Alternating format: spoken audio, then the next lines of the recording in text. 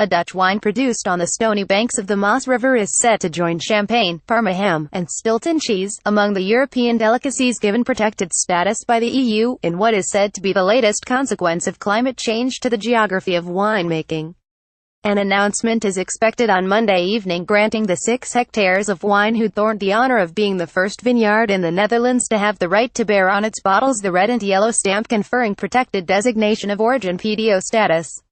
Until now, formal recognition of Dutch expertise in the production of the finer things in life has been largely limited to cheeses suitable for those with a less adventurous palate.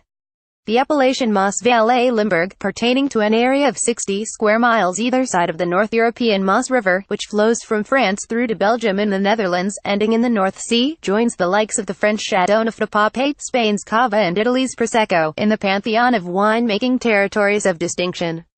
Along with Wijnhout Thorn, 10 Belgian vineyards on the limestone, quartz and flint-filled soil of the Maas Valley Limburg area will have the right to bear the stamp, no mean feat some 150 years after Napoleon forced the uprooting of Belgium's vines in an act of protectionism, pushing the Belgians to turn their hands to beer instead.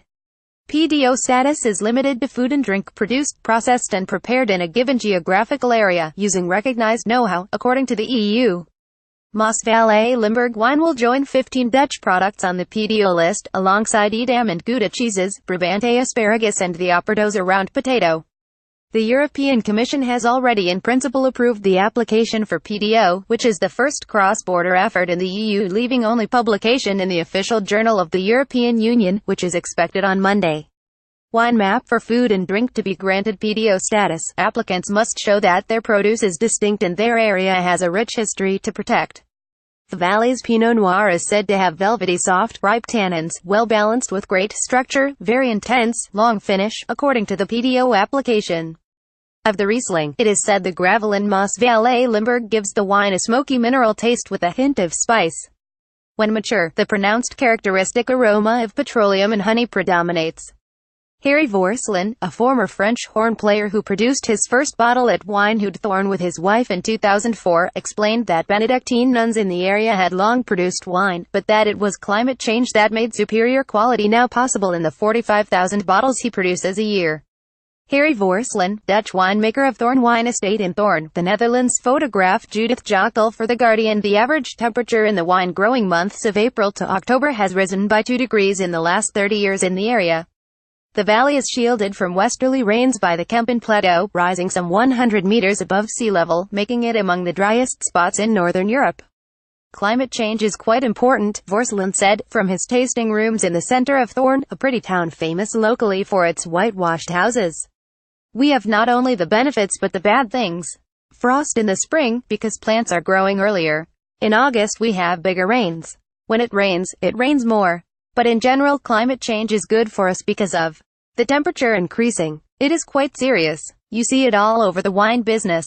Vorsselin, who makes white wine from Pinot Gris, Dornfelder, Riesling and Auxerrois grapes, along with red wine from the famous Pinot Noir, has won coveted international awards in the past. He admitted that French and German winemakers have been surprised but, he insisted, not snobby about what he is creating. They are doubtful at first and then they are impressed by the quality, Vorsselin said. They think it can't be very good, it must be a niche thing. But then they are surprised. Perhaps if we had 200 hectares they would then be worried.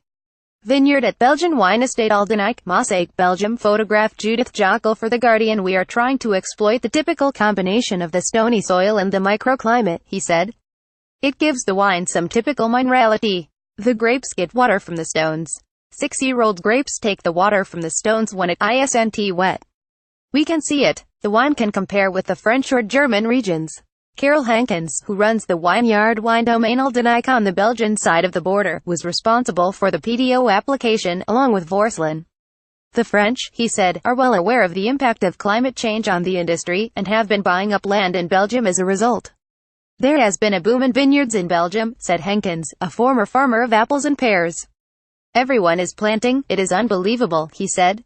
I was comparing with someone this summer from an English vineyard and I was drinking his sparkling wine and he was saying his climate was much more difficult than here. Hankens, whose vineyard produces 75,000 bottles a year, sold largely in Belgian restaurants, added, every year I hear of a plot of land being bought. They want a foot in the door. They see what is happening.